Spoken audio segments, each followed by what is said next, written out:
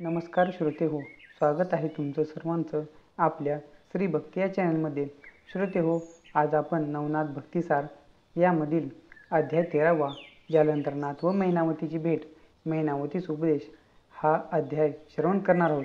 तर चला आजच्या अध्यायाला सुरुवात करूया. पुढे शंकर व विष्णू हे जालंधरनाथ व कानिफा यांसह बद्रिकाश्रमास गेले. ते सर्वजण जालंधरनाथाची शक्ती पाहून थक्के झाले. त्यांच्या आपापसात गोष्टी चालल्या असता दैवतांची विटंबना जालंधराने केल्यामुळे ते त्यांची वाहवा करू लागले व आजपर्यंत त्यांना हात दाखवणाऱ्यामध्ये असा वस्ताद कोणीही मिळाला नव्हता, असे उद्गार बाहेर पडले. नंतर शंकरांनी जालंधरनाथास सांगितले की तू नागपत्र अश्वत्थाच्या ठिकाणी जाऊन यज्ञ कर व तेथेच कवित्व करून देवतांपासून वर मिळवून घे. वेदविद्येचे मंत्र पुष्कळ आहेत. अस्त्रविद्या महान प्रतापी खरा, परंतु कलियुगात तिचे तेज पडणार नाही. मंत्रविद्येचा लोकांस काडीचा सुद्धा लाभ व्हायचा नाही. ह्यास्तव कविता सिद्ध करून ठेव आणि त्या सर्व विद्या कानिफा शिकव. ह्या कानिफाचे उदारपण दांभिकपणाचे आहे, परंतु कारणपरत्वे उपयोगी पडण्यासाठी ह्याची ही वृत्ती ठीक आहे. हजारो शिष्य करील, ह्याला सर्व विद्या अवगत असतील, येणेकरून ह्याचे वर्चस्व सर्व जगात राहील. पूर्वी साबरी ऋषीने हा मंत्रविद्येचा मार्ग शोधून काढला, परंतु ती विद्या थोडी असल्यामुळे तिथपासून जनाला म्हणण्यासारखा लाभ होण्याचे चिन्ह काही दिसत नाही. 100 कोटी कविता पाहिजे, ती नवनाथांनी करावी. सर्व खटपट परोपकारासाठी करावयाचे आहे. तुम्ही सर्वज्ञ आहात, तुम्हास सांगावयास पाहिजे असे नाही. जारण मारण उच्चाटनादिकांवरही कविता करावी, असे शंकरांनी जालंधरनाथास सांगून कानिफाबद्दल 2 शब्द सुचविले की ह्यास तपास बसून समर्थ कर. हे शंकरांचे सर्व म्हणणे जालंधरनाथांनी मान्य केले. मग जालंधरनाथ व कानिफा या उभयतांनी 12 वर्षे तेथे राहून 40 कोटी 20 लक्ष कविता तयार केल्या. ते पाहून शंकर प्रसन्न झाले. मग त्यांनी नाग अश्वत्थाखाली ते प्रयोग सिद्ध करून घेण्यासाठी त्यास बोध केला. त्यावरून उभयता तेथे गेले. तेथे हवन करून प्रयोग सिद्ध करून घेतले. सूर्यकुंडाचे उदक आणून 52 वीरावर शिंपडून त्यांची अनुकूलता करून घेतली. ते पुन्हा बद्रिकाश्रमास परत आले.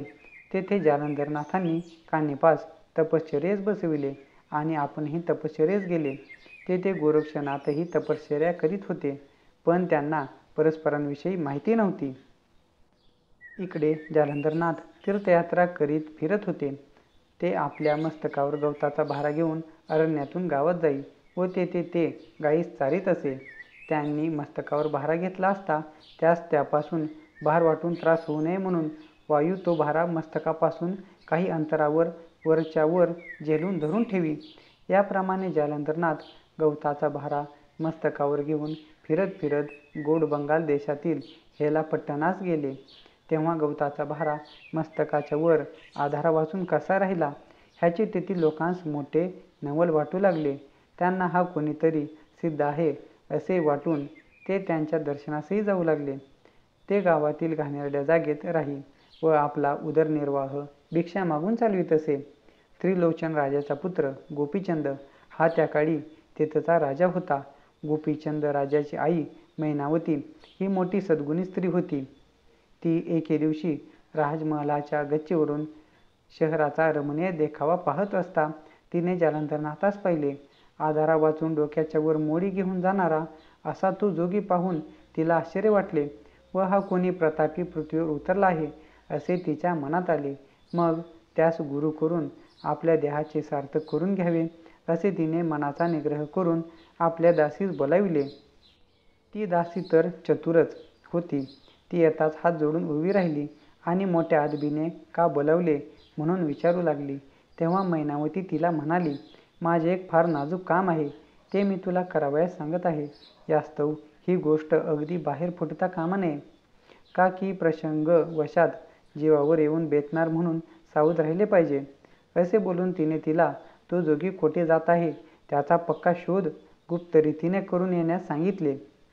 जालंधरनाथास पाहून दासी चकित झाली व आपण जाऊन त्याचा अनुग्रह घ्यावा व जन्ममरणापासून मुक्त व्हावे असा तिने मैनावतीस चांगला बोध केला. नंतर तो जोगी कोठे उतरतो ते ठिकाण पाहण्यासाठी ती दासी त्याच्या पाठोपाठ चालली. अस्तमान झाला तेव्हा एका घाणेरड्या ठिकाणी निवांत जागा पाहून जालंधरनाथ वस्तीस राहिले. ते ठिकाण दासीने परत येऊन मैनावतीस सांगितले. मग मैनावतीने एका ताटात फळफळावर व पक्वाने घेतली आणि अर्धरात्रीस दासीस बरोबर घेऊन ती जालंधरनाथाजवळ गेली. तेव्हा तो ध्यानस्थ बसला होता. त्या दोघीजणी त्याच्या पाया पडून हात जोडून उभ्या राहिल्या. त्यावेळी मैनावतीने त्याची पुष्कळ स्तुती केली. मैनावतीने केलेली स्तुती जालंधराने ऐकली, पण तिचा निग्रह पाहण्यासाठी त्यांनी तिला पुष्कळ छळ केला. तो तिजवर रागाने दगड फेकी, शिव्या देई. मैनावतीने धैर्य खचू दिले नाही. ती त्यांची विनवणी करीतच होती. ह्याच्या हाताने जरी मरण आले तरी मी मोक्षात जाईन, अशी तिची पुरी खात्री झाली होती. म्हणून त्याच्या छळवणुकीने तिचे मन किंचितसुद्धा दुखावले नाही. मग तू कोणाची व कोण? येथे येण्याचे कारण काय? म्हणून त्याने तिला विचारले. तेव्हा ती म्हणाली, योगीराज, महाप्रतापी त्रिलोचन राजाची मी कांता आहे.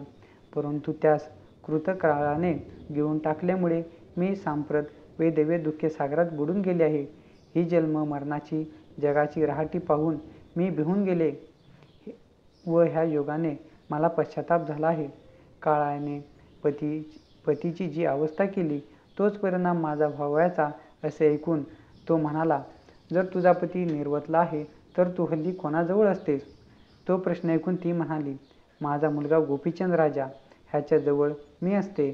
पण आता ह्या वाटाघाटीचा विचार करण्याची जरुरी नाही. कृपा करून मला तुम्ही कृतांत काळाच्या भीतीपासून सोडवावे अशी माझी हात जोडून चरणापाशी विनंती आहे. तेव्हा त्याने सांगितले की कृतांताच्या पाशाचे बंधन मोठे बिकट आहे. ते माझ्यासारख्या पिशाच्याकडून तुटावयाचे नाही. यास्तव तू येथून लवकर निघून आपल्या घरी जा. जर ही गोष्ट तुझ्या पुत्राला समजल्यात आली तर त्याच्याकडून मोठा अनर्थ घडून येईल. इतका प्रकार होईपर्यंत उजाडले.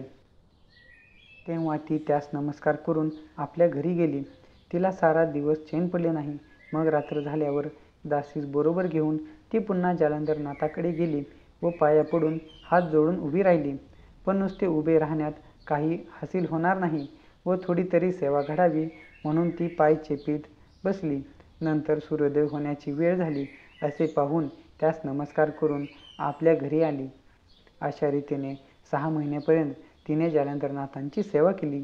एके दिवशी फार काळोख पडला आहे अशी संधी पाहून मैनावती त्याचकडे गेल्यानंतर त्याने एक माईक भ्रमर उत्पन्न केला व आपण गाढ झोपेचे ढोंग करून स्वस्थ घोरत पडला. तो भ्रमर तिच्या मांडीखाली शिरला व त्याने तिची मांडी फोडून रक्तबंबाळ करून टाकली. तरी तिने आपले अवसान खचविले नाही. असा तिचा दृढ निश्चय पाहून जालंधरनाथांनी प्रसन्न होऊन मंत्रोपदेश केला. जेणेकरून तिची कांती दिव्य झाली. तिने त्यांच्या पायावर मस्तक ठेवले व मी जन्मास आल्याचे आज सार्थक झाले असे ती म्हणाली. नंतर त्याने संजीवनी मंत्राची तिच्या देहात प्रेरणा केली. जेणेकरून मैनावती अमर झाली. जसा रामचंद्राने विभीषण अमर केला तसा जालंधरनाथांनी मैनावती अमर केली. पुढे तिची भक्ती दिवसेंदिवस अधिक अधिक वाढत चालली. श्रोतेहो, आजचा अध्याय 13वा संपूर्ण झाला. श्रोतेहो, तुम्हाला जर आजचा अध्याय आवडला असेल तर आपल्या व्हिडिओला नक्की लाईक करा.